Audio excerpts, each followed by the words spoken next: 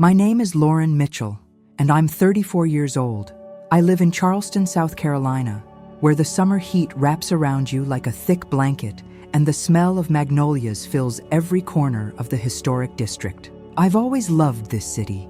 The cobblestone streets, the pastel-colored houses with their wide porches, the way the sunset paints the harbor in shades of amber and rose.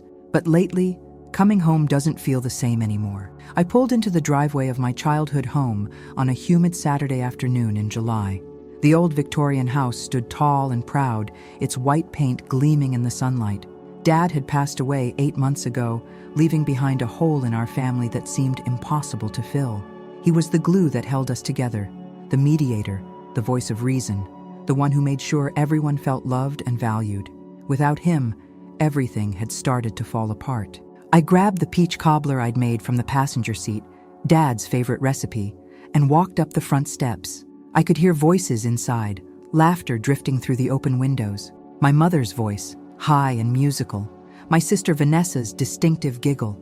I used my key to let myself in, calling out, "Hey, I'm here!" The laughter stopped abruptly. I walked through the foyer, past the family photos lining the walls. But I noticed something immediately. Several photos of me had been replaced. Where there used to be a picture of Dad and me at my college graduation, there was now a photo of Vanessa at some event I didn't recognize. My stomach tightened. I found them in the living room. Mom sitting in Dad's old leather chair, Vanessa sprawled on the couch with her shoes off, and Vanessa's husband Derek perched on the armrest beside her. "Oh, Lauren," Mom said, her tone flat. "I didn't realize you were coming today." "I texted you yesterday," I replied, holding up the cobbler. "I brought dessert." Vanessa exchanged a glance with Mom. "We already have dessert. I made tiramisu. Just leave it in the kitchen," Mom said dismissively, turning back to Vanessa. "Now, sweetie, you were telling me about the promotion?" I stood there for a moment, waiting for someone to acknowledge me further, but they'd already resumed their conversation as if I wasn't there. I took the cobbler to the kitchen and found it transformed.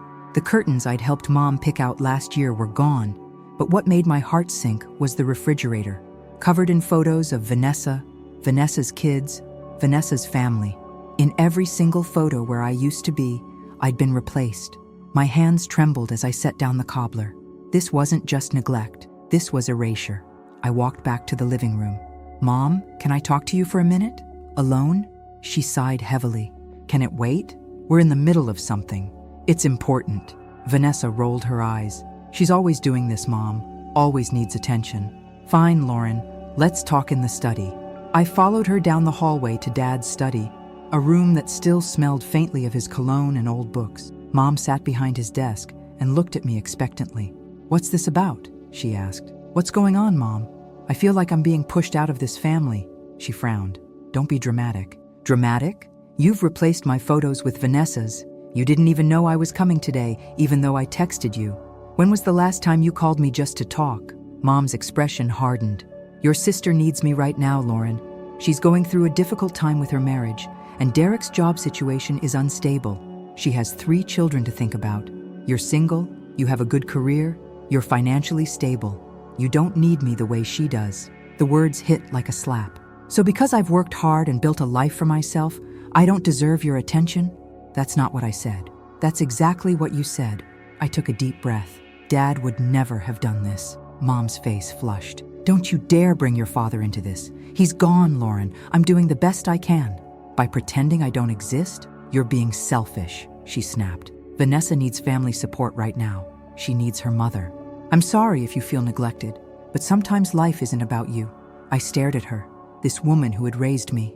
When had I become so disposable to her? "I see," I said quietly. "I understand now." That night, lying in my apartment downtown overlooking the harbor, I pulled out the trust documents Dad had left me. He'd made me the primary trustee of his estate, a decision he'd made carefully, knowing I had the financial background and the level head to manage it properly. The trust was substantial. The house, his investment portfolio, his life insurance policies. But there was a clause, one Dad had insisted on including, that gave me the authority to make changes if circumstances warranted it. He'd told me in one of our last conversations before he died, "Lauren, I trust you to do what's right. If your mother or sister ever take advantage, you have the power to protect the family legacy." At the time, I'd thought he was being overly cautious. Now I understood he'd seen something I hadn't. I opened my laptop and began drafting the necessary documents. 3 weeks passed, and the distance between my family and me grew wider. Mom stopped responding to my texts altogether. Vanessa blocked me on social media. When I drove by the house one evening, I saw them having a barbecue in the backyard, a complete family portrait, except I wasn't in it. It hurt more than I wanted to admit. I threw myself into work, taking on extra projects at the financial consulting firm where I'd worked my way up to senior partner. My best friend since college, Marcus Chen, cornered me one afternoon at our favorite coffee shop on King Street. "Okay, what's going on?" he asked, sliding a caramel macchiato across the table to me. "You've been weird for weeks." So I told him everything. The replaced photos, the dismissive treatment, the way Mom had essentially chosen Vanessa over me. "That's messed up, Lauren," he said when I finished. "I'm sorry. The thing is, I understand why Mom wants to help Vanessa, but this feels different. It's like I've been completely erased. What are you going to do?" I thought about the documents sitting in my safe at home, signed and notarized, ready to be filed. "I'm going to show them that actions have consequences." The following Monday, I met with Robert Patterson, the attorney who'd helped Dad set up his trust. His office was in a renovated historic building downtown, all exposed brick and tall windows overlooking the Ashley River. "Lauren," he greeted me, "I was sorry to hear about the situation with your family. Dad gave me the authority to make these changes for a reason," I said, settling into the leather chair across from his desk. Robert nodded. "I reviewed the amendments you sent over. Everything is legally sound. But are you sure about this? Once these documents are filed, there's no taking it back easily." I thought about Mom sitting in Dad's chair, dismissing my feelings. I thought about Vanessa's eye roll, the blocked phone calls, the replaced photographs. "I'm sure," I said firmly. "All right then." Robert pulled out the documents. "You're removing your mother as the primary beneficiary of the trust, correct?" "Not entirely.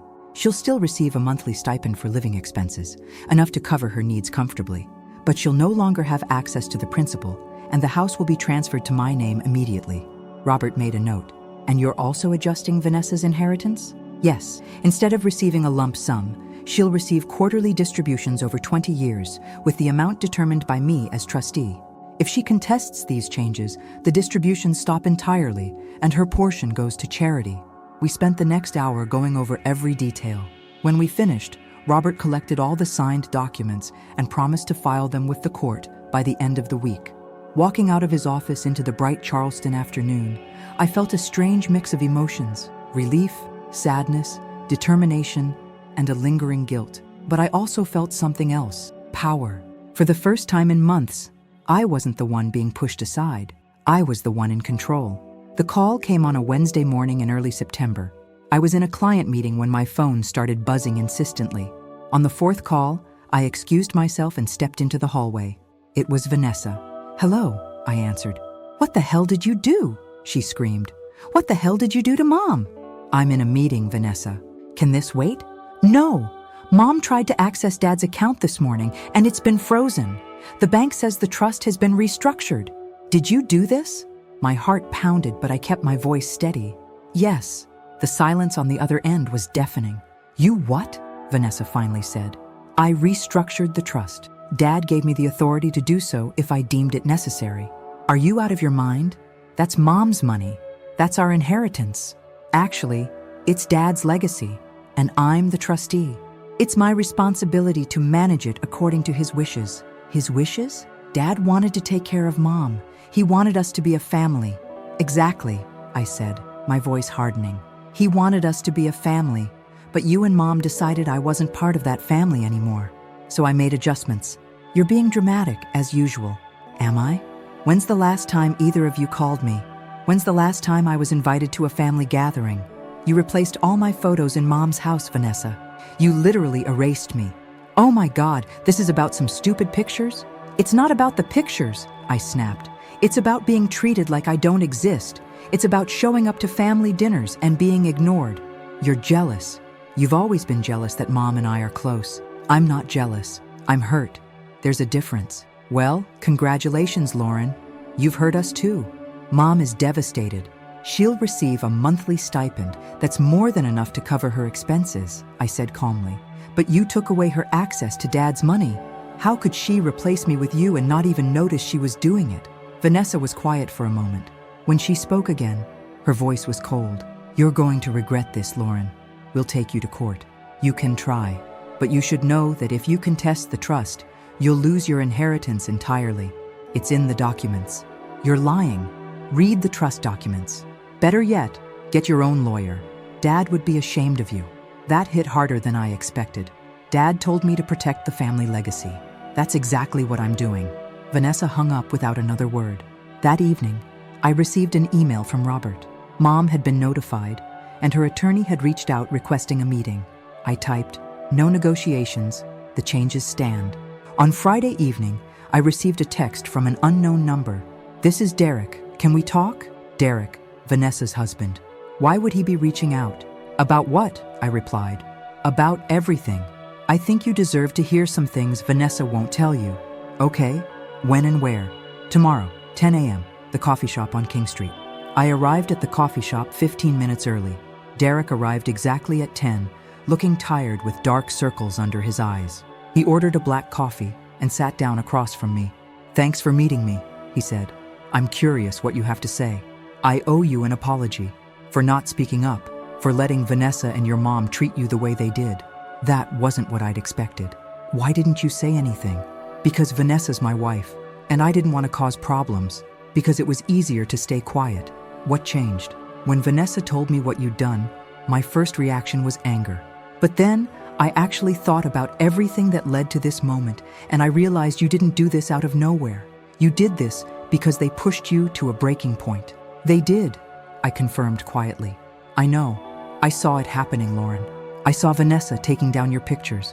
I saw your mom cancel plans with you. I heard Vanessa talk about you like you were a burden. The validation felt like a weight lifting off my chest." "Thank you. But there's more you need to know." Derek leaned forward. "Vanessa's planning to tell the court that you manipulated your dad before he died, that you took advantage of his grief." Anger flared in my chest. "That's a lie." "I know. But Vanessa doesn't care about the truth. She's also planning to claim that the monthly stipend isn't enough. The stipend is $3,500 a month." "I know. But Vanessa's going to paint you as the villain, and I'm ashamed I didn't stand up for you sooner." "Does Vanessa know you're here?"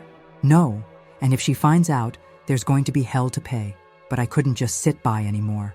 "Why did they do this?" Derek sighed. "Because you're successful and independent.